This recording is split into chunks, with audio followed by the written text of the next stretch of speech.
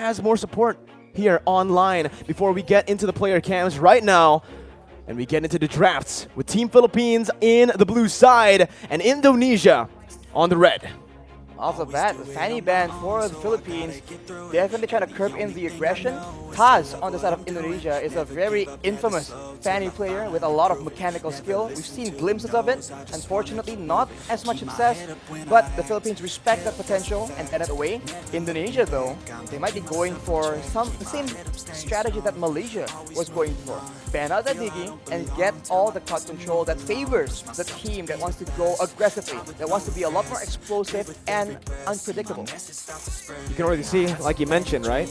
Indonesia are trying their best to take away the heroes that can really disengage from all the crazy engages that they usually look to bring.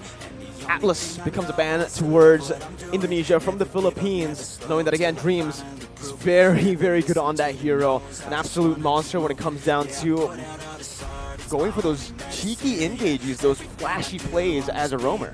Those unexpected plays. And speaking of unexpected, when you talk about Dreams, one of the heroes he doesn't really get to play a lot, but he can actually have a huge impact on, is that Kadita. So I wonder if that is still a possibility, as Indonesia will ban out the Benedetta, having a lot of mobility, a lot of wave clear, a lot of impact that can be translated, can be transferred to the side lanes or even the jungle, so they will not want to deal with that.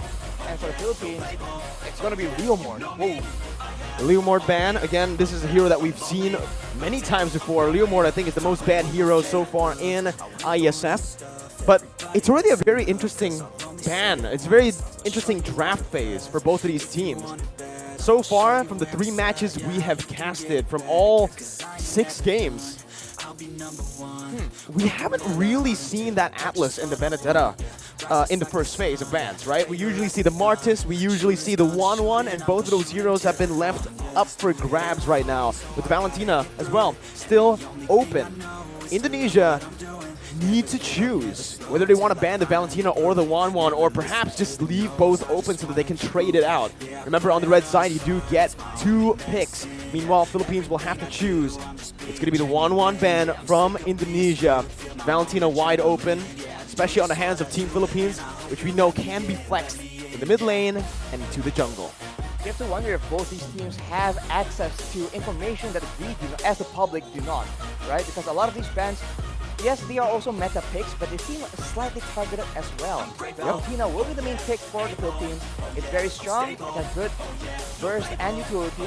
So I'll see a bit of a mind game and confuse the drafting phase for Indonesia. But ooh, the Kaja that we've seen being prioritized a lot by different teams. And as you mentioned, the Martis as well. There are a lot of options that Indonesia can try and use right now. Yeah. Indonesia, though, with the Kaja shadow pick. We haven't seen the Kaja go to the jungle here in Iesf, which is pretty interesting, right? Because if you take a look at your ranked games, if you go on and play a rank, you should probably see a lot of Kajas in the jungle. And right now, I do believe Indonesia are going to pick up the Kaja to flex. We've seen it in the mid lane, we've seen it in the side lane as well, and even as a roamer. But the Fairness is going to be a pickup, another solid pickup for Indonesia. Meanwhile, Philippines, with no hesitation, instantly just lock in the Fredrin and the Beatrix. Another comfort pick for Philippines for their gold laner. Filipino sniper.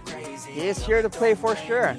And looking at the composition so far, it does seem like the Philippines have a lot more of a combo situation. They do have the big engage with a taunt from Fredrin, and they can combo the Beatrix, not only using the sniper, but with the Nibiru's Passion as well, which is a lot stronger right now.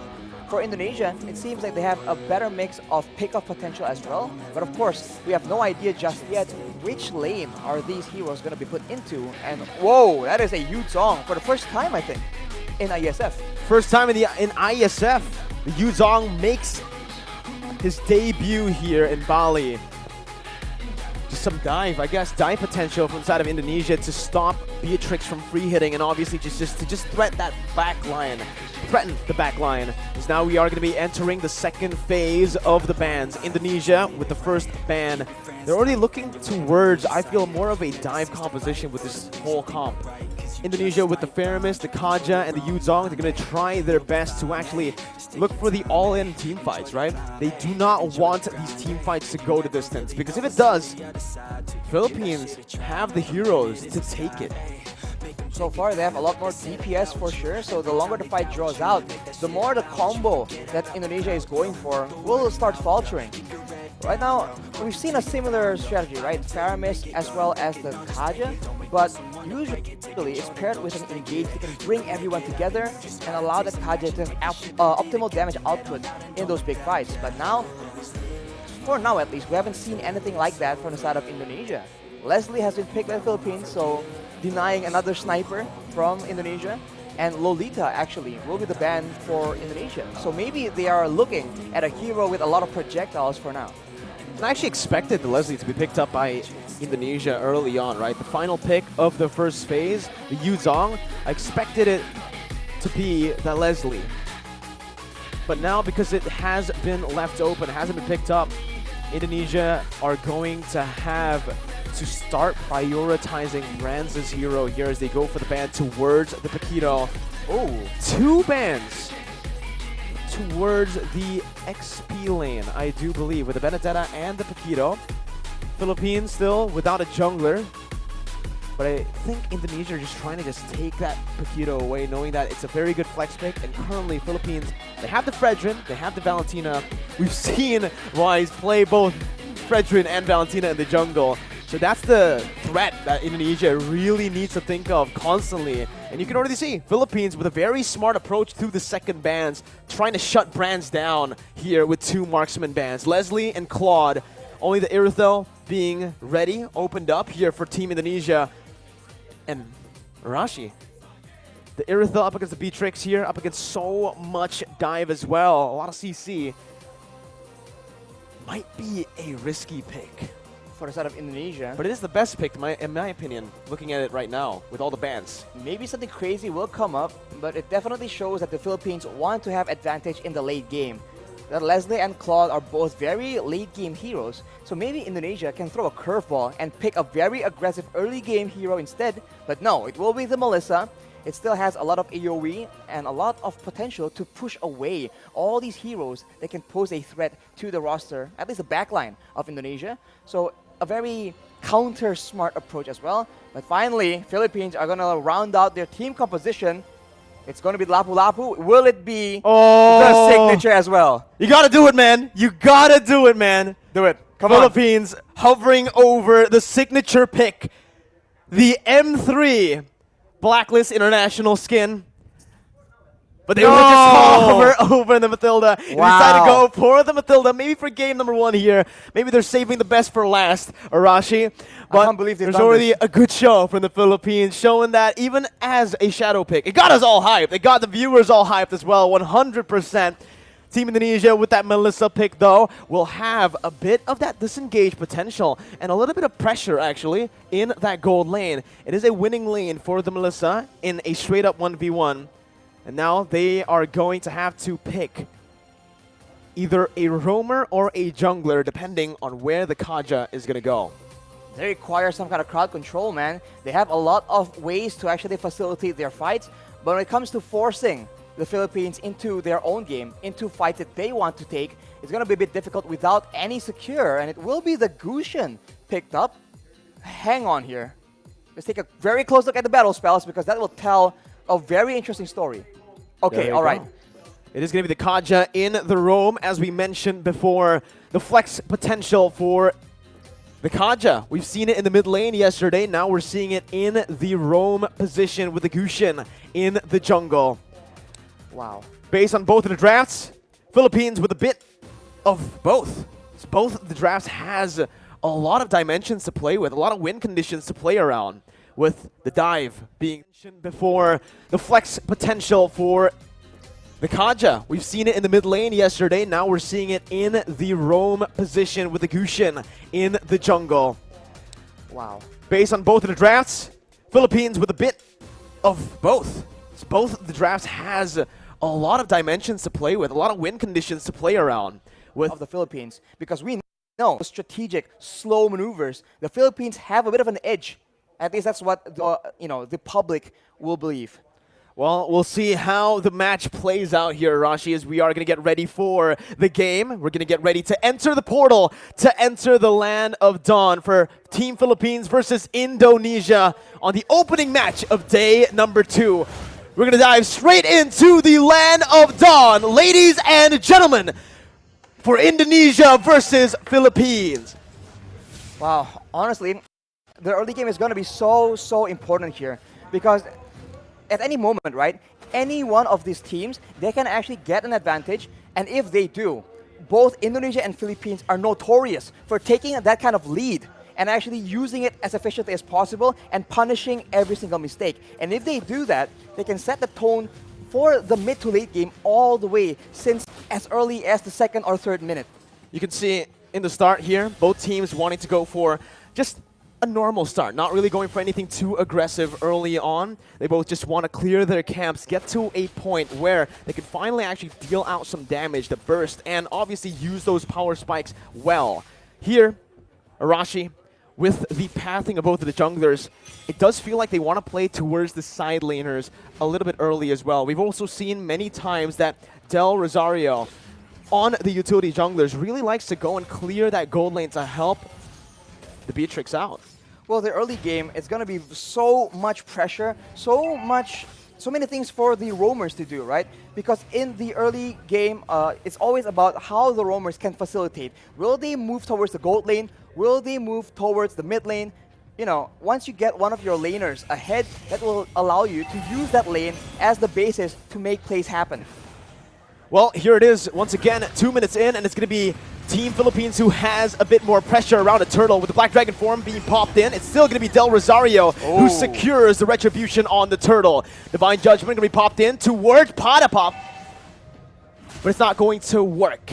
That is a very tanky hero, and you can see that despite all the burst damage being used by the Indonesian team, you do see that the Lapu Lapu, man, is just so tanky. And we've seen this from Malaysia yesterday, actually.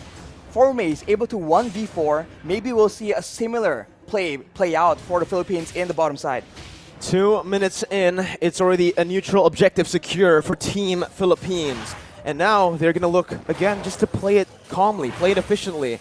And that's exactly what they need to do. They do not need to go for anything too aggressive here when they have the lead. For the Indonesians, they need to make sure that they abuse that Cult Altar as much as possible. They do have the Black Dragon form as well, so those objective takes are going to be very much in their favor, only if they're able to actually get an advantage and actually capitalize on the fact that they have a bit more crowd control and they have a lot more utility that they can actually abuse to force the Philippines into a tough spot. But of course, if they do go too aggressively, there is a Lapu Lapu, there is a Valentina, so a lot of counter-engage potential from the side of the Philippines. Well, here it is, another engage coming in, and that's going to be Dreams taken really low. First blood over to Philippines as they're looking for more. That's the IMU doing work, stealing away to the Divine Judgment and picking up another for Imam in the mid lane. That is what you have to be aware of, man. If you don't want to deal with the engage, you can engage on the engager, and that is exactly what the Philippines have done. They take out Dreams, and they hunt for stragglers afterwards. They have the tempo in the game right now, and if you look at the side lanes, that is where the action will start building up. Because with pressure in all the lanes from the Philippines, they're going to try and cut into the jungle and cut off members of Indonesia from their own backup. I just really like how Soriano is taking this lane, is approaching this lane, this matchup, right? Up against the Melissa, he knows exactly that he is going to lose out if he goes for these trades, if he goes for these 1v1 duels. So what he does is he swaps over to the Bennett just to clear out the waves, rotates over to help this team, and simultaneously gets even more gold because they're trying their best to actually funnel as much towards Soriano. And if Soriano gets a bit more items, he can very easily start poking down members from the side of the Indonesians because there's only one real tanky frontline member in Psychots, and if he is too low for a fight, it's going to be very difficult for the Indonesians to try and contest any kind of objective. Well, ladies and gentlemen, here, Villa Luna in the gold lane. They're looking for some plays here up in the gold lane.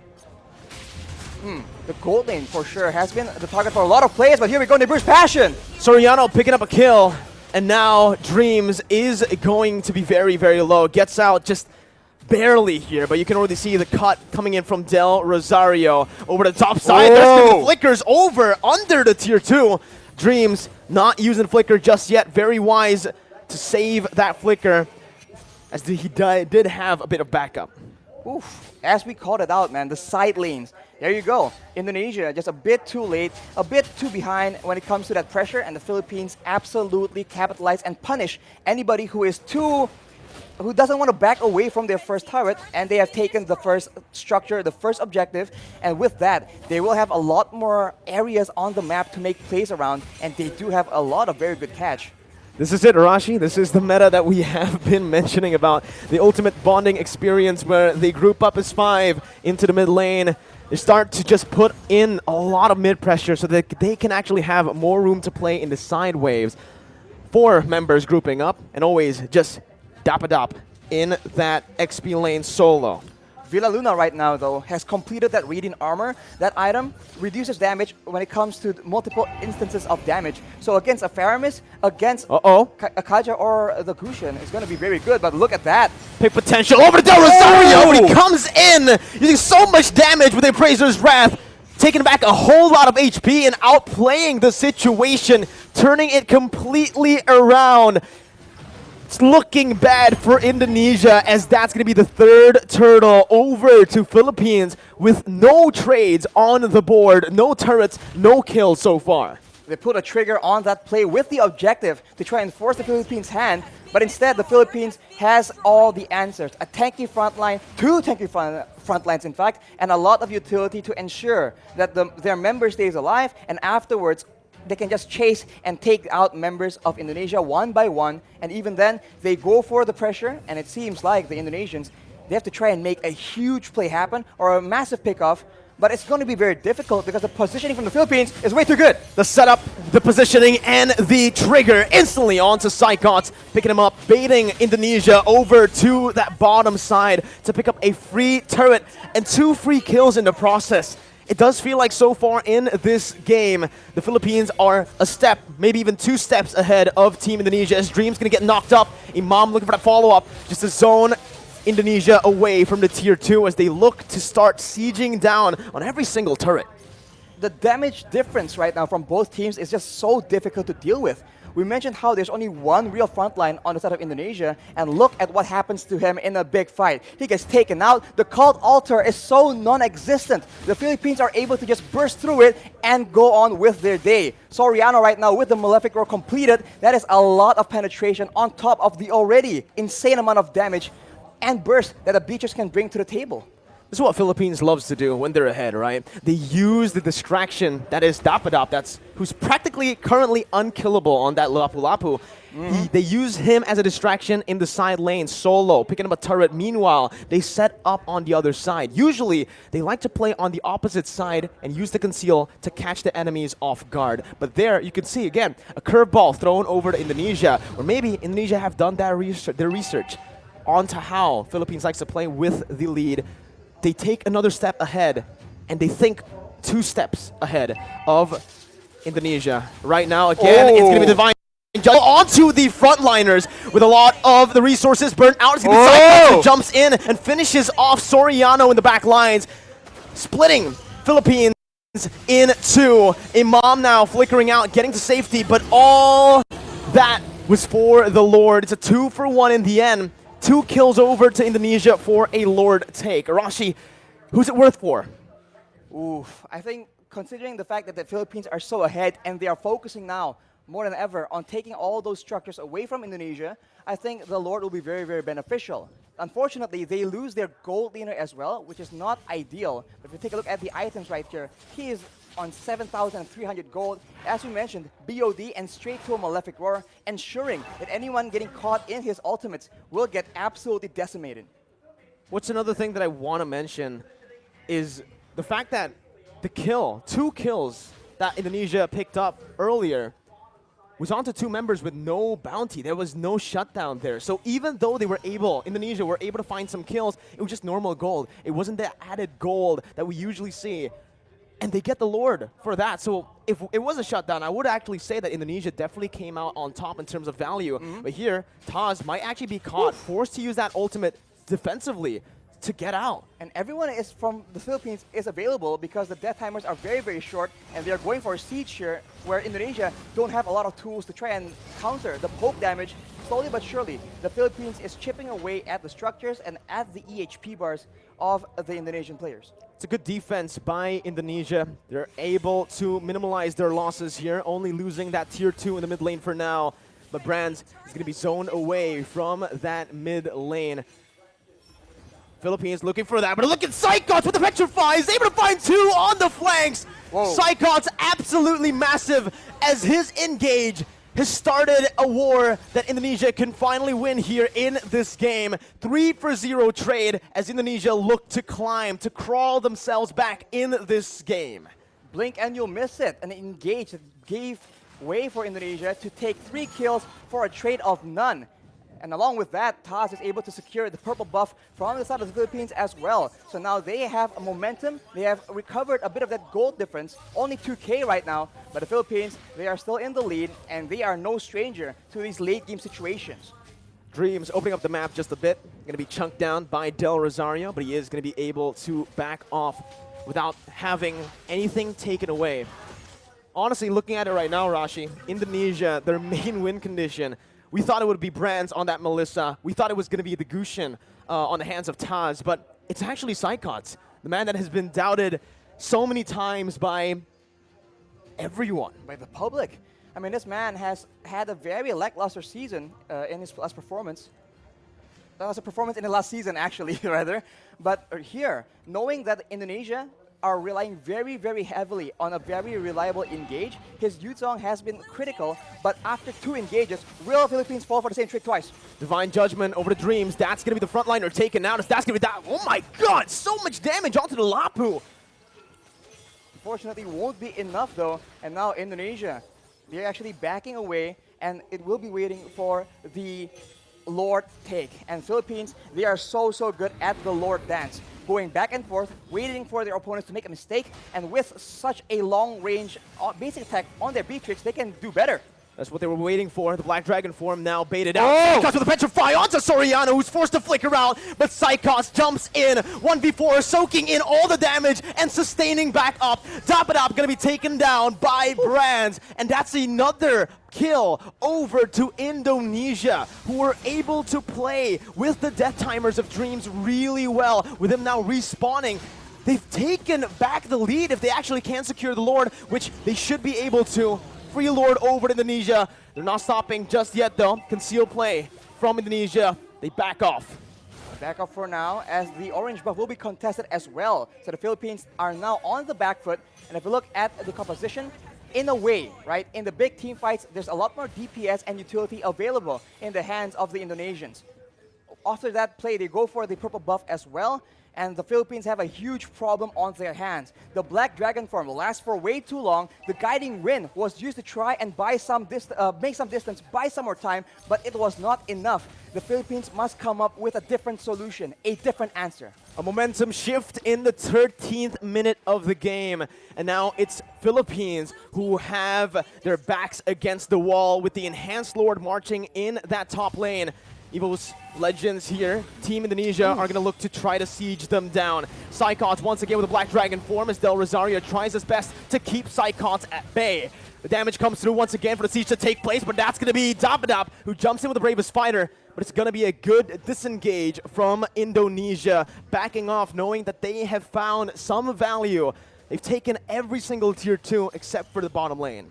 And look at how Psychots is playing around with his Petrify, man. He goes in for the Black Dragon form, but he doesn't always use that Petrify. And when you think about it, the Petrify is what makes these engages so dangerous. It guarantees the Furious Dive knockup, and that is what allows Indonesia to just be a lot more elusive.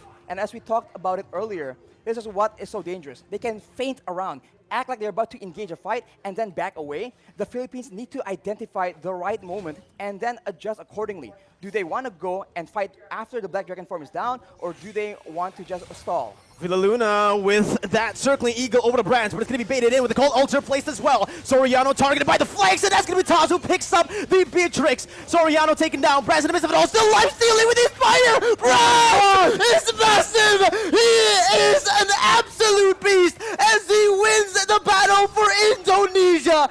It's a 4-0 trade! Indonesia with a comeback here with the tides turned completely. Only Villaluna left to defend with the mini wave crashing in. Villaluna going to be brought back by the Shadow Stampede. Villaluna outside of the base, and Indonesia with the Divine Judgment onto Villaluna will go for the base to pick up the first game of the series. Oh my god, what an upset! It looked like the Philippines were going to cruise to an easy victory, but the Indonesians pull through. 1-0 right now, and they have shown that against all odds, against all the hate and the doubters, they are here to stay. Give the MVP over to Psychos, man. Wow. What a performance and what a statement here. We predicted Philippines, man. Wow. Oh my goodness gracious. The caster curse strikes again. The caster curse strikes you again. You can never make a right prediction. It just does not work like that. Indonesia having a lead, but of course, you know, calm down a bit because the Philippines are no stranger to this position. What a performance here by Indonesia. But obviously, again, this is something that we spoke about earlier before the game started. We mentioned that for Team Indonesia, this new team that was formed is a very coin-flippy team. When they're behind, they will constantly look for these crazy